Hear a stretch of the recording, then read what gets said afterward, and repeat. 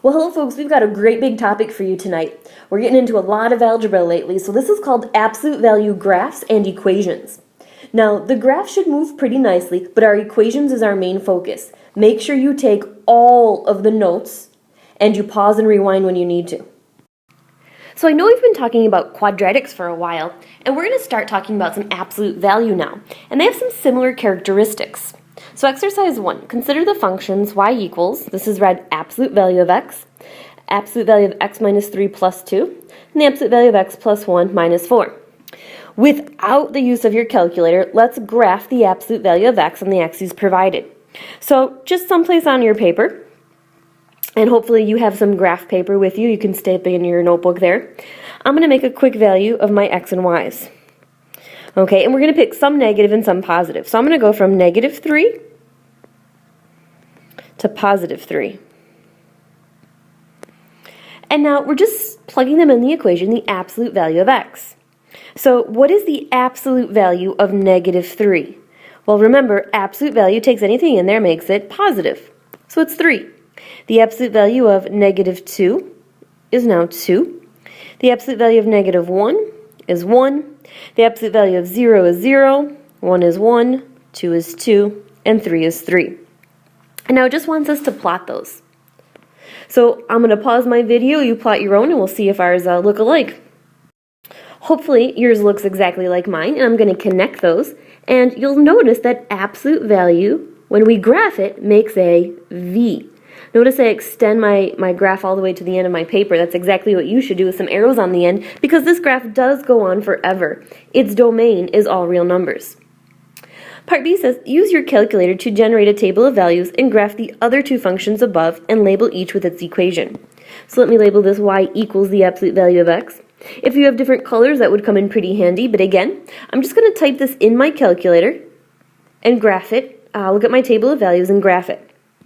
So I took a quick picture of my calculator to show you where you can find the absolute value. The first thing you'll have to press is math, which I'm circling here. So perhaps we should jot that down in our notebook. To get absolute value, you're going to have to press math. And then at the top, I have to arrow over to number. Okay, so I'm arrowing over to number. And the very first thing you should see in there is ABS, which stands for absolute value. Okay, so I'm going to go to y equals. I'm hitting math, arrow over to number, and that ABS. Now, depending upon the calculator you have, you might see an absolute value pop up, and inside you would just put your x minus 3, arrow outside, and put your plus 2. If you have the older TI-83, I believe it's just going to say ABS on your screen, open a parenthesis, type in your x minus 3, and make sure you close that parenthesis because that's what you're taking the absolute value of. Then you'll have to hit plus 2. After that, we'll just hit our table, so we'll go second table, and go ahead and plot those points. And then we're going to do the same thing for the second graph. So pause it and plot your own points. So again, these have similar characteristics to our quadratic graphs. Notice when we had a minus 3 inside of our absolute value, it actually shifted us right 3. And this plus 2 outside shifted us up 2. This plus 1 inside shifted my graph left 1, and the minus 4 outside shifted my graph down 4. These are the same characteristics that we had with our quadratic graphs. So part C says, how would the graph of y equals x be shifted in order to produce y equals the absolute value of x minus 6 minus 8? Okay, so recall that we have a vertical shift outside, so this is going to shift us down 8. And inside I have that horizontal shift. And it does the opposite. This is actually shifting me right 6. Okay, so just like the quadratics, the inside is the horizontal, the outside is the vertical. Exercise 2. Which of the following represent the range of the function y equals the absolute value of x plus 8 minus 3? Now, I want you to recall, and let's get this in our notebook, that when we talk about domain and range, we always need to say the min first, comma, the max. Okay, it's always smallest to largest. And of course, range represents our y values. So this is always easiest done when you are looking at a graph. Now I understand we all have a graphing calculator, but we should be able to graph this function without one. So let's sketch an x and y axes, and everyone should be doing this. And let's just talk ourselves through the shift. Anybody outside, remember, is a vertical shift, and anybody inside, whether it's the parentheses or the absolute value, is a horizontal shift. So I'm going to start with my inside and my horizontal shift. Although I see a +8, I'm actually going to shift it left to the -8. So 1, 2, 3, 4, 5, 6, 7, 8. And then I need to shift my point down 3. And once I do that, let's just label that point. That is the point -8, -3. And now just remember that absolute value is going to make a beautiful V. Kind of for absolute value, it makes a V. Now I just have to describe the range. Well, I'm looking at the Y value, so I'm looking up and down. Okay, I have to start with my min, so look down first. I would say it goes down to a -3. And as I look up, this graph goes up and up and up and up and up. So I'm going to say -3 to infinity. Now, because it's on the graph, it gets a bracket. But infinity I can't reach, so it gets a parenthesis. So if I look at my choices, I think I can easily eliminate 2 of them. This has nothing to do with these 8s. And clearly I'm saying I am going from -3 to infinity, so I think our best fit would be choice 2. Now that we know how to graph absolute value, we have to be able to solve absolute value equations. This is a big topic for us. So let's get these steps in our notebook. There are 4 steps, and like I said, let's get them written out, and then we'll solve some together. Step 1 is to isolate the absolute value. Step 2, write 2 equations. Step 3, solve each. And step 4, the most important, check in the original. So feel free to pause, get those in your notebook, and then we'll dive into some checking. Lastly, I just want to stress the equation we're going to memorize. So we're going to put this in a nice box, and we're going to say the absolute value of A equals B. And the 2 equations we're going to stem from that. So we're going to stem one this way, and we're going to say A equals B. And the other one is we're going to say A equals -B. Okay, so these are the 2 equations we'll always write. We'll take whatever's in here, we'll kind of ignore the absolute value and just say that A value equals B. And then we'll ignore the absolute value again and we'll say that A value equals -B. So those are our 2 equations. Let's dive into some examples. Number 1, the absolute value of x plus 10 equals 4x minus 8. So look at your rules. The first step was to isolate the absolute value. Is this absolute value by itself? If it is, step 1 is done. Step B is to write 2 equations, so let me recall the rule. The absolute value of A equals B, then my 2 equations are going to be A equals B and A equals -B. So based off that, let's write our 2 equations. I'm going to take x plus 10, that's my A value, and set that equal to the B value this side, 4x minus 8. So there's my 1 equation. My second equation says take the A value, take your x plus 10, and set that equal to the negated B value. Make this side negative. So watch what I do. I have to make everybody negative. So that becomes a -4x plus an 8. Make that side negative. Now, just take your time and let's solve each side. So on this side, I'm going to subtract x, and I'm going to add 8. So I get 18 equals 3x, divide by 3, and x equals 6. And then on this side, I'm going to add 4x, subtract my 10. Let's see, so I get 5x equals 2, -2, divide by 5, and x equals -2/5. Now remember, we're going to see a lot of fractions this year. We just have to get used to it. Okay, they're not going to hurt, they're not going to bite, just go with it. If you look at our last step says you have to check both answers in the original equation. So I'm going to write the original equation down and check both. So my absolute value of x plus 10 equals 4x minus 8. And I'm going to carefully substitute in 6. So I get the absolute value of 6 plus 10 is 16 equals 4 times 6 is 24 minus 8. Absolute value of 16 is 16. 24 minus 8 is 16, so this checks. So let's box in 6. 6 is an answer. Now I have to do the same with negative 2/5. So remember, put it in parentheses. Negative 2/5 plus 10, the absolute value of negative 2/5 plus 10 equals 4 times negative 2/5 minus 8.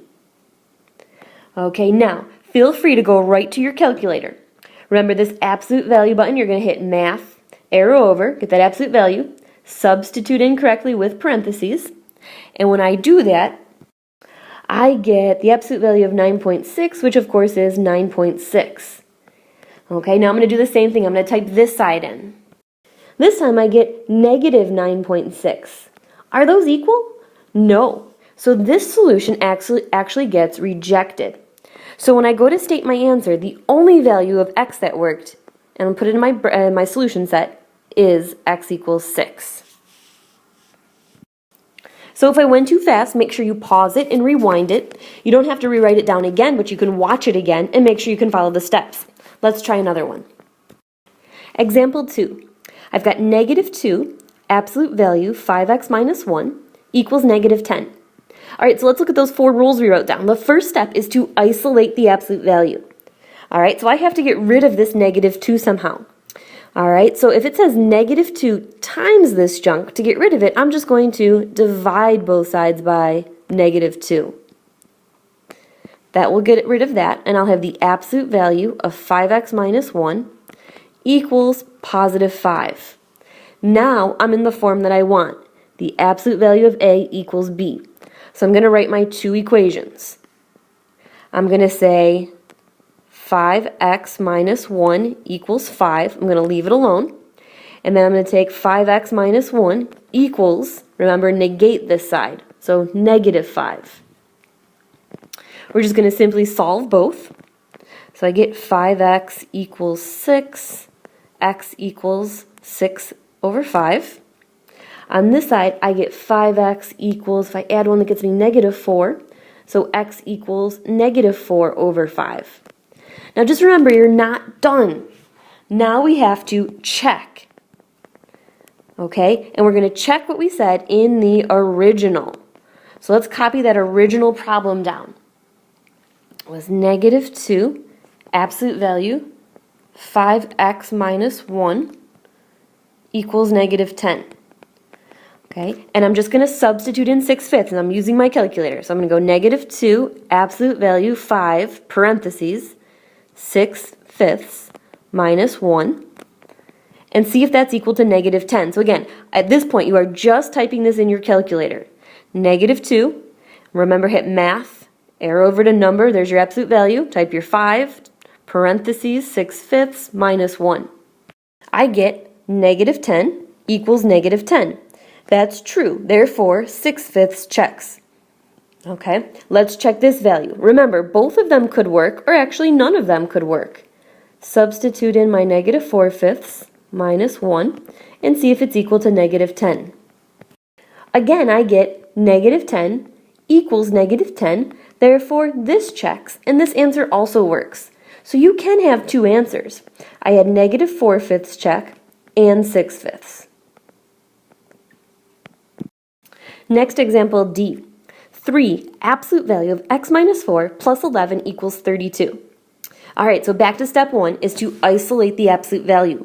Who would you move over to the other side first? I'm hoping you've answered that question and you said you would kick over the 11 first. So I'm getting 3 absolute value of x minus 4 equals 21. Now I can't split them up there yet because my absolute value is not alone. I need to get rid of this 3. And this says 3 times that, so to get rid of that, I would divide that 3 out. So I actually get the absolute value of x minus 4 equals 7. Now that my absolute value is by itself, absolute value of a equals b, I can split into my 2 equations. So I'm going to leave it alone, x minus 4 equals 7, and then I'm going to rewrite and make that one side negative. So I'm going to add my 4, and I get x equals 11. This one I'm going to add my 4, and I get x equals negative 3. Now remember, you have to check, and we're going to check in the original. Keep saying that to yourself. Check in the original.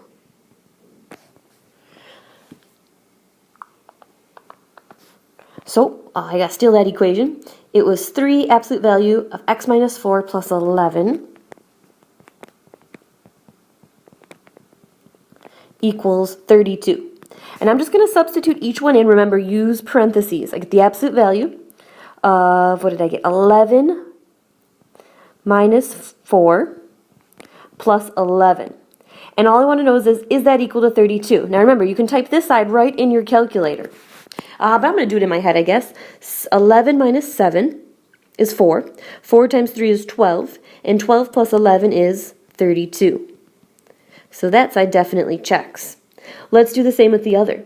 3 absolute value of negative 3 minus 4 plus 11 equals 32.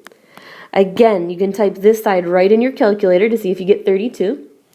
I get, these turns into 7. 7 times 3 is 21, plus 11 is 32. So again, both of these worked. Now, what happens if neither of them work? That's okay too. That leads us to our next example. All right, let's run through those steps. Why don't you pause it, see how far you can get, and see if we get the same thing. Now remember, you pausing it at this point is showing us that you know what you're doing. So again, pause it, see how far you can go. I'm hoping you got similar answers here. And hopefully you can follow my work. I left this side alone.